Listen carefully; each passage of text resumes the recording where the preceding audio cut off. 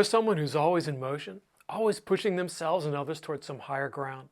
It's like they're always on a mission, driven by some kind of higher calling, like from above. Honestly, most artists are like that. But this episode's featured artist has that going on at a whole nother level. She is Sanovia. In her words, she's on a mission to wake up the world with conversations, movement, and music that bring heaven to earth.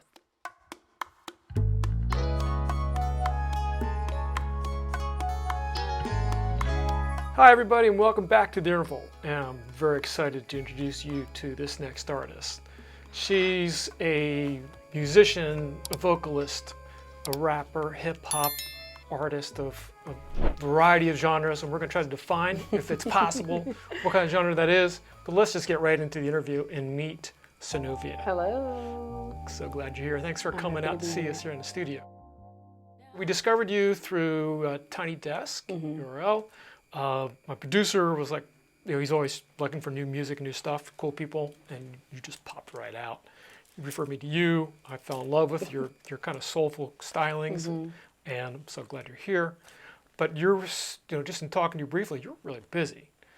All the time. Something you've been doing is So Far Philly. Yes. And Girls Rock. Let's just get right into what those two things are. Yes. Okay. Because it was a big part of your life. Yeah. So as of lately, So Far Philly, I've been performing a lot. So Far is an international organization that basically hosts independent artists, and they allow us to essentially have access. And I think So Far, if I'm not mistaken, stands for Songs from a Room. So it's always supposed to be about this intimate experience that you get like with artist to audience, and you're supposed to get some like new fans and supporters and all that type of stuff. So I've done about, even though it seems like I've done a lot, I've only done 4 shows actually. I have a show coming up as well with them. And then Girls Rock Philly is my, it's not my arts-based nonprofit, but it is an arts-based nonprofit that I am the program director of. So last week we just had Summer Rock Camp where we served 35 youth, ages 7 to 19. And they did a whole week of learning how to play music. So guitar, bass, drums, keys, vocals. And they created bands. And then we performed at the Rotunda on Saturday. And then on Sunday, we went to the studio, which was at Rittenhouse Soundworks in the Germantown area of Philly. So, and that's what I do year round as my full-time job, is I'm the program director for Girls Rock. So being a musician, how'd that happen? Like, where did you learn how to sing and play? Yeah, so I grew up in church. So I always tell this story too. So my grandmother basically was like, you have 2 options. You're either going to be an usher or you're going to sing. And I was like, well, I don't want to stand there all church service with white gloves on and all that. I'm going to go stand in the choir box and I'm going to join the choir. So both my sister and I, who were raised by my grandmother, joined the choir. And then from there, we just kind of took off.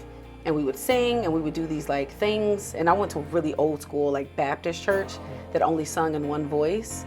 So my sister and I brought in 3-part harmony, and they're like, whoa, what is this thing? And so we were always looked at, even though we were the youngest in the choir, we were kind of looked at as the kind of change makers in the space, because we were bringing as kids a fresher sound to that small white, it was literally white building Baptist church on the corner. From that church, I ended up switching to another church around the age when I could make my own decision. And that church the pastor was actually he's released albums and, all of that. So I got into a space there where I was with a pastor who was actually a recording artist as well, and singers who were a little more at a higher level. So I started to learn more there as well. But I actually never sang during school. I was actually in band. I played clarinet. So I guess my clarinet could help a bit. I mean, being in symphony band. Sure. I was also first chair, so I was pretty good as well. I think anytime somebody hears my voice, they definitely know, and a lot of Black artists, honestly, have a lot of gospel background. Right. But I actually got a lot of when it comes to hip hop and things like that, like Lauryn Hill. I used to listen. So I got my first guitar my freshman year of college. And so I named my guitar Lorendia, which was for Lauryn Hill and India Arie, who were both women artists that played guitars. So I was just like, this is it. I'm going to do it. I'm playing the guitar. Her name is Lorendia. So Lauryn Hill, India Arie. But I used to listen to a lot of R&B. So I listened to a lot of Destiny's Child. I also listened to a lot of I'm trying to think who else around that time, like Rihanna, like all the Sure. typical people around the early 2000s. That as I was born in 1991, so around 2000 2001. Of course, I'm about 10. I actually started as a poet. And a lot of people don't know that, so I actually write poetry as well. I just never share it anymore. Okay. But I am a poet. I have a whole book of like poetry. So much hip-hop spoken is word poetry, exactly right? spoken word. Yep.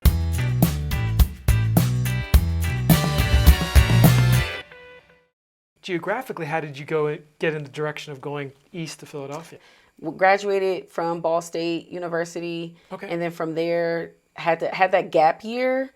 A lot of kids have that gap year either after high school or college, and I just didn't know what to do, but I wanted to live in a different city. So I was like, you know what? It was between Chicago and Philly, and I heard of something called AmeriCorps, and I was just like, oh, what's this thing?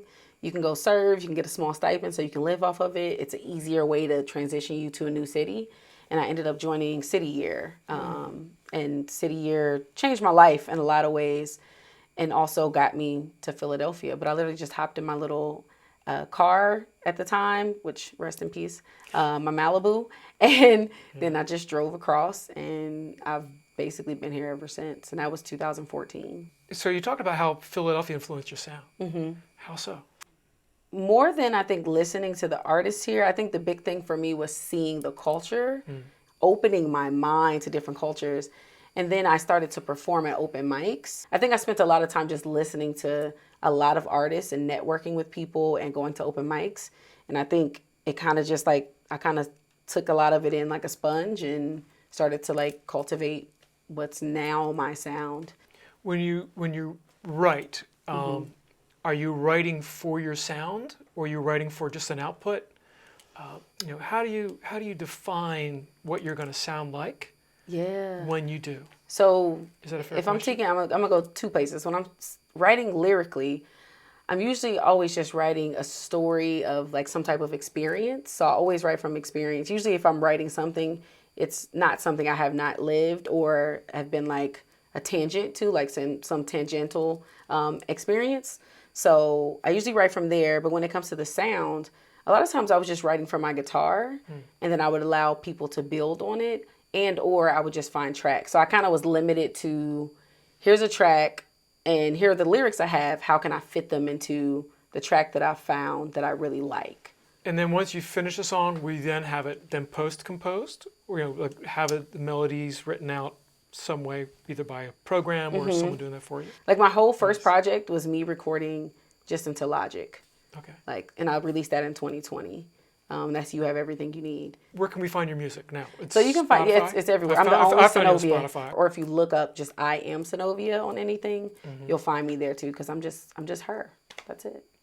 And does that bring you enough revenue to keep you able to do what you do? Absolutely not. Absolutely not. I figured you were going to say that. I wish it did, and which is what I'm working towards. Yeah. But I'm also like, as an artist, I'm okay with I wanted to, but if it never does and I have to have a little bit of a full-time or part-time job or whatever it is, or some other business, because I do other things. I do workshops. I sell merchandise. Like there's all these things I do that are aside from me being the singer-songwriter movement artist. But yeah, no, I don't make enough at all. And honestly, that's also like a conversation about how much you charge when you go places and what you believe your value is and your worth is as an artist. Because I think sometimes I would definitely grossly undercharge. But I think a lot of artists do that because we want the experience, or we want the connection, and we don't want to come off as like, if I come in and I'm like, hey, I charge $750, and we feel like that's, people are like, I don't have that type of budget. So that's a whole nother conversation as well. But I would love for it to be a thing for me where I can be sustained on my art alone. So that's the hope for the future. Yeah, that's one of the big challenges of the now is the homogenization of the ability to produce art. Yep. Right? Makes that easy, but also at the same time, it's sort of like gotten rid of the whole industry culture that can find a great artist and then help bring them up, and everyone makes money through that artist. We're all doing it ourselves now. Like this is the time, this is the era of independent, and not doing it alone necessarily, I'm a member of Rec Philly, and as Rec Philly says, independent doesn't mean alone. Okay. But you can still be an independent artist and need people, to collaborate with you. So. But you also have to learn how to be your own marketer. Yes, your own salesperson. You do. I do everything. Yeah. Usually, people come to my things. They're like, "Who designed your business cards? Yeah. Who did your website? You. Yeah. Who's booking? Who's the person behind booking at iamsanovia.com?" Like everybody, I don't even have that email, but everybody, a lot of us artists are doing all the things. So, yeah. What's coming up next? What's your future? So the project is called Playlist. Playlist is a live studio album with all original songs played by a phenomenal group of Philadelphia musicians. All of it is, it's all storytelling for me for the most part. It starts with the track listing is I Really Like You, I Really Love You, which is like real story. Learning to Let Go, which is kind of a dance track. Then we go to a house track that bleeds after that. And then the song, I forgot about the song Playlist, which is kind of like this like ethereal, like I'm asking the question, can I be your favorite? Put me on your playlist. And I almost want this idea of people to like, when they hear it, they almost feel like inclined to have to push at least one of the songs to add it to playlisting. Because think about indie artists again, a lot of times the way we get streams and we get a little bit more money is we need to be playlisted nowadays. So add me to your playlist, add me to a song, add me to some type of playlist that thousands of people listen to. Add Sanovia to your add me to your playlist, please and thank you. Yes, and then put this song on repeat for like 1,000 times. Thank you so much, I appreciate it. But yeah, so that's the idea. So the project, I didn't even say all the songs, but that was the like first 4. And I'm just really excited. I did a live recording at Ardmore Music Hall. So we're going through some of that to see if like that's salvageable. It sounds pretty good. So I think we may do a mixture of some studio stuff with some live recording things. And I'm just in a season of just trying to release, honestly, because I feel like I've been holding on to too much of my music. So you're a super busy person. Doesn't sound like that's going to be all you're doing. What else you have going on? Another thing I really, really want to focus on is doing more street performing. So I feel like as an artist, as a creative, honestly, just as a human being, I've been called, like my assignment while I'm here on earth is to just make sure that people feel lighter, that they feel happier, that they feel more joy. And that's usually why, like when people come to my page, they see that I'm an energy. So I used to use INNERGY. So it's like inner. So it's all about the energy that you have inside. So an energy and joy artist. So movement and music, energy and joy. And so I feel like if I can start getting outside a little bit more and having people experience more of that music just raw, it would be cool to maybe do some looping things or experiment with sound. Or honestly, it could just be me and my guitar. But I really want to do that and just honestly just keep releasing music. Like I need to keep releasing music. Share things with the world before I leave the earth. And that's it. That's literally what's next. Share. Just share. Well, the earth will be a better place. It will be. For you all having all of your music come out of you. Yes. How do we find your music? How do we find Sanovia? Yeah, you can find me everywhere. iamsanovia.com. You can find me catchmeinthelight.com. You can also find me at iamsanovia on all social platforms. And then also my business page is Packlight. So PCKLIGHT is where I'm building like a merch brand. A whole nother thing I'm doing. And you have a number of tracks on Spotify. Yes, I do. Amazon. Yes, yeah. Spotify, Apple Music, wherever you listen to music, pretty much, you can find me. Just type in Sanovia, SANOV as in vibrant, IA. There you have it. Go find Sanovia. You will be glad you did. Thanks for being on the program. Catch you next time. I keep lighting fires, feeling this desire, lost in my supplier. Can I please go higher?